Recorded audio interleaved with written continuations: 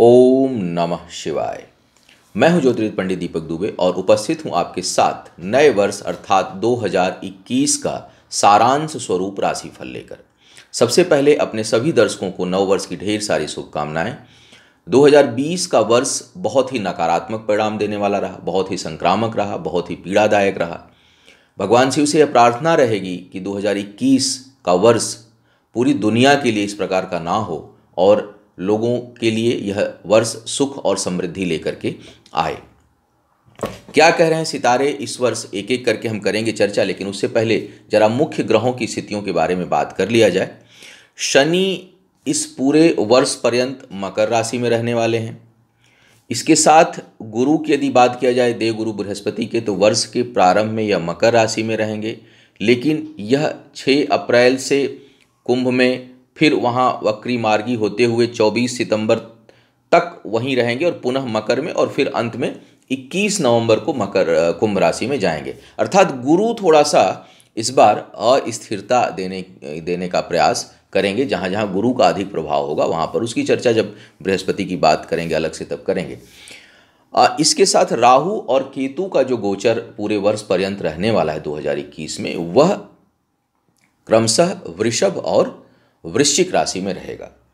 राहु वृषभ में रहेंगे और केतु जो है पूरे वर्ष पर्यंत वृश्चिक राशि में रहने वाले हैं। शनि की 7.5 और ढैया की यदि मैं बात करूं तो पहली बात यह जानिए कि शनि की 7.5 और ढैया चंद्र राशि से, अर्थात आपकी कुंडली में चंद्रमा जहां बैठे हों वहां से देखनी चाहिए।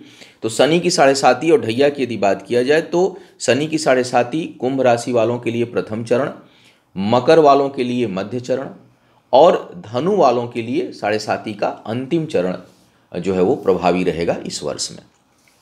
शनि की ढैया की यदि बात किया जाए तो यह तुला और मिथुन वालों के लिए रहने वाली है, जिसमें से तुला वालों के लिए यह नकारात्मक परिणाम नहीं देगी, लेकिन मिथुन वालों के लिए यह नकारात्मक परिणाम देने वाली होगी। तो यह प्रमुख ग्रहों की स्थिति थी। अब एक एक करके बात करेंगे कि 2021 में क्या कह रहे हैं सितारे आपके लिए। तुला वालों की बात करते हैं, अर्थात जिनकी लग्न राशि तुला है। सबसे पहले देखा जाए कि काल सर्प की क्या स्थिति हो रही है। तो काल सर्प जो योग बन रहा है आपके वर्ष के प्रारंभ में, वो आपके अष्टम भाव और दूसरे भाव से बन रहा है। इसके साथ अगर आपकी जो चंद्र राशि है, अर्थात चंद्रमा भी तुला राशि में बैठा हुआ है आपके जन्म के समय, तो आपकी राशि चंद्र राशि जो होगी वो तुला राशि होगी। तो अगर तुला चंद्र राशि भी है तो शनि की ढैया का प्रभाव पूरे वर्ष पर्यंत रहेगा।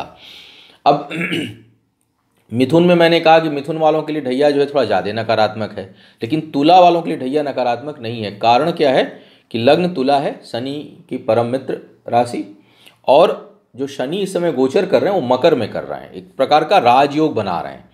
तो तुला वालों के लिए यह ढैया जो है वो नकारात्मक परिणाम नहीं देगी, बल्कि कई मामलों में शुभता भरा परिणाम देगी। कैरियर के क्षेत्र को छोड़ दिया जाए तो ढैया पर जब बात करेंगे तब करेंगे।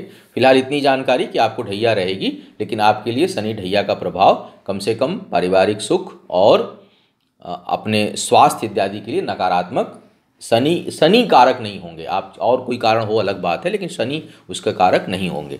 अब देखा जाए एक एक करके कि क्या कह रहे हैं सितारे आपके लिए। कैरियर फाइनेंस की स्थिति किस प्रकार की रहने वाली है, स्वास्थ्य की स्थिति क्या है, विवाह या दाम्पत्य सुख कैसा है और अन्य बातें क्या हैं। सबसे पहले कैरियर फाइनेंस की स्थिति को देखा जाए।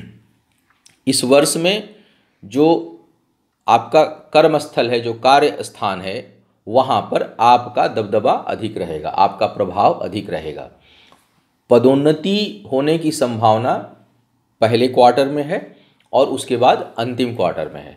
मध्य का जो हिस्सा है उसमें पदोन्नति में डिस्टरबेंस और स्थान परिवर्तन का प्रबल योग बन रहा है। बहुत से लोगों के लिए मार्च के बाद स्थान परिवर्तन का योग बनेगा और यह योग 4-5 महीने लगातार बना रहेगा। तो स्थान परिवर्तन का योग है, और लेकिन कार्य क्षेत्र पर आपका दबदबा बना हुआ है। आय के मामले में अगर मैं देखूं तो आय से अधिक व्यय रहेगा। इनकम में कंटिन्यूटी रहेगी, आय में निरंतरता आपकी बनी रहेगी, लेकिन व्यय बहुत अधिक रहेगा। इस कारण बचत जो है वो प्रभावी होगी, सेविंग उतनी अधिक आप नहीं कर पाएंगे। और उसका जो कारण दिखाई दे रहा है वो दिखाई दे रहा है आपका बढ़ चढ़ कर खर्च करना, अपनी सुख सुविधाओं पर, अपनी भौतिक आवश्यकताओं पर कुछ हद तक कहीं दिखावे में, कुछ हद तक कहीं प्रतिद्वंद्वता में कि पड़ोसी ने किया है तो मैं कैसे नहीं करूं, मेरे रिश्तेदार ने किया है तो मैं कैसे नहीं करूं। इस तरह की भावनाओं में आकर के आपका धन काफ़ी अधिक खर्च होता हुआ दिखाई दे रहा है और इस कारण आपकी बचत बहुत बुरी तरह से प्रभावित होगी।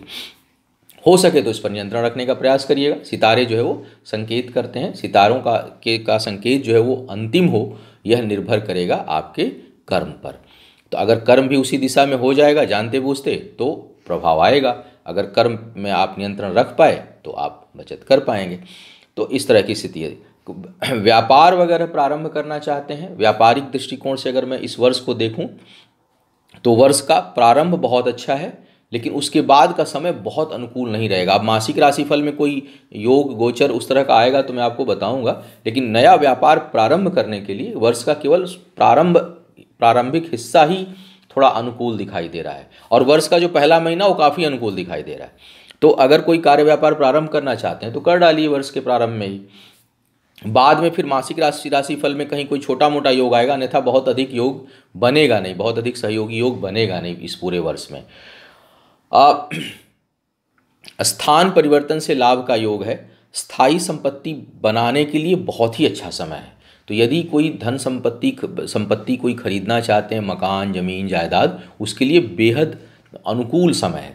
बेचने के लिए बहुत अनुकूल नहीं है, बेचने से बहुत लाभ नहीं होगा और बल्कि बिकेगा भी नहीं। मुझे नहीं लगता कि यह वर्ष आप कोई संपत्ति बेचना चाहें तो आसानी से बिक जाएगा, आसानी से बिकेगी नहीं, लेकिन खरीदने के लिए बड़ा अनुकूल समय दिखाई दे रहा है। और यदि कहीं खरीदते हैं, कहीं कोई स्थान परिवर्तित करते हैं, कोई अपना निवास स्थान आप चेंज करते हैं इस दौरान, तो उसमें काफ़ी स्थिरता रहेगी, लंबे समय तक वहाँ टिके रहने का योग है।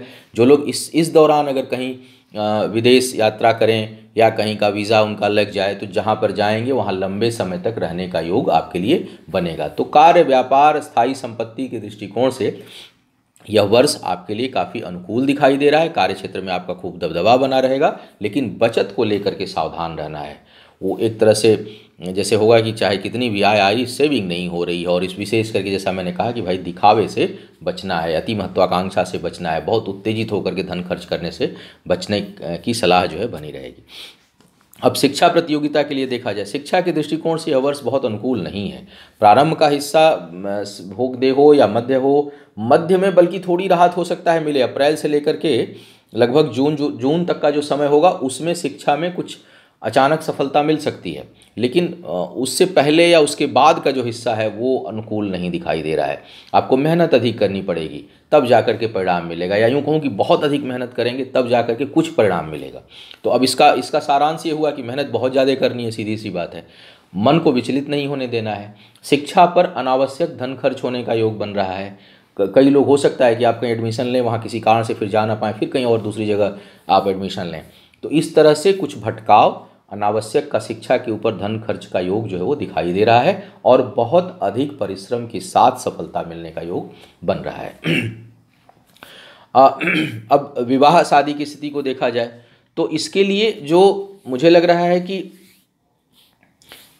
काफ़ी हद तक सामान्य समय है, कोई बहुत नकारात्मक नहीं है और बहुत सकारात्मक नहीं है। फिर भी जो कुछ अनुकूलता दिखाई दे रही है वो वर्ष के अंतिम हिस्से में दिखाई दे रही है। वर्ष के प्रारंभ या मध्य में विवाह के लिए अनुकूलता बहुत नहीं दिखाई दे रही है। बहुत हद तक संभव है कि जल्दी विवाह होना, बहुत बाधाएं नहीं है, लेकिन उचित आपको अवसर नहीं मिलेगा, या यूँ कहूँ कि उचित जो है आपके अनुकूल जो है जीवन साथी नहीं मिलेगी या नहीं मिलेगा। तो कहीं न कहीं अनुकूलता में कमी के कारण विवाह का योग बहुत मजबूत नहीं बन रहा है। थोड़ा बहुत जो योग बनेगा वो इस वर्ष के अंतिम हिस्से में जो है वो बन सकता है। प्रेम संबंधों के लिए बेहतर समय है, एक दूसरे के प्रति आकर्षण बहुत अच्छा बना रहेगा। पारिवारिक जीवन में बहुत हद तक स्थिरता रहेगी। हालांकि बृहस्पति थोड़ा सा डिस्टर्ब करेंगे बीच बीच में, लेकिन शनि के प्रभाव के कारण पारिवारिक जीवन में शुभता जो है वो आपके लिए बनी रहेगी। सुख समृद्धि का योग बना हुआ है। स्वास्थ्य के दृष्टिकोण से अगर देखा जाए तो यह समय राहु का प्रभाव अष्टम में है, तो गैस्ट्रिक से संबंधित बहुत अधिक परेशानी बहुत से लोगों को हो सकती है। इसके साथ साथ कुछ इन्फेक्शियस डिजीज होने की भी संभावना बनेगी। अब जैसे कोरोना काल है तो बहुत से लोग कोरोना से ही भयभीत हो रहे हैं, तो होना भी चाहिए, संक्रमित बीमारी है। तो इस प्रकार संक्रमण से संबंधित कोई बीमारी जो है वो हो सकती है, इसके लिए सावधान रहें। विशेष करके पेट जनित गैस्ट्रिक से संबंधित समस्याएं अधिक परेशान करेंगी। माता की सेहत का मध्य में ध्यान रखिएगा। बृहस्पति का जो प्रभाव है थोड़ा माता की सेहत के लिए डिस्टर्ब करेगा, विशेष करके जब बृहस्पति वक्री होंगे और मकर में आएंगे, तो मध्य का अंतिम भाग जो होगा वो थोड़ा सा वर्ष का, यानी मुझे लगता है कि जुलाई अगस्त का जो महीना होगा वो थोड़ा माता की सेहत के लिए बहुत अच्छा नहीं होगा। उसके बाद का जो समय है वो सामान्य रहने वाला है। सेहत को लेकर कोई बहुत बड़ी समस्या आती हुई नहीं दिखाई दे रही है। अन्य बातों की यदि मैं बात करूं तो बहुमूल्य चीज़ों के खोने का भय, चोरी होने का भय आपके लिए काफ़ी प्रबलता से बन रहा है। उसके साथ साथ जैसा मैंने कहा कि महत्वाकांक्षा पर थोड़ा नियंत्रण रख करके यदि व्यय आप करेंगे, अपनी चीज़ों पर थोड़ा सा नियंत्रण करें और थोड़ा कार्यस्थल पर बहुत अधिक एग्रेसिव होकर के आप अगर स्टेप ना लें तो आपके लिए राहत रहेगी। उपचार की यदि मैं बात करूं और सावधानी रखने की बात अगर मैं करूं तो केतु संबंधी दान आवश्यक है। केतु देव से संबंधित दान करिए और गणेश जी की नियमित आराधना, दर्शन और पूजन करिए, जिससे जो आपके जो जीवन में शुभता है वो बनी रहे। यह था 2021 के लिए सारांश स्वरूप आपका वर्ष फल। आपका आने वाला समय शुभ हो, आयु, आरोग्य और ऐश्वर्य की वृद्धि हो, इन्हीं शुभकामनाओं के साथ आपसे विदा लूंगा। पुनः मुलाकात होगी किसी नए विषय पर, तब तक के लिए मुझे आज्ञा दें। ओम नमः शिवाय।